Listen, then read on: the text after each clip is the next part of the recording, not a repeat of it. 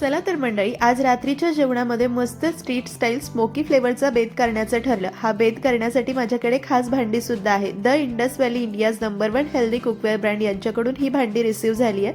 100% pure iron cookware set आणि try steel stainless स्टीलची कढई मी मागवली आहे. तुम्हालाही खरेदी करायची असेल तर डिस्क्रिप्शनमध्ये लिंक आहे. स्क्रीनवर आरती 24 कुपन कोड दिसतोय, तो वापरून खरेदी केली तर एक्स्ट्रा 12% डिस्काउंट मिळेल.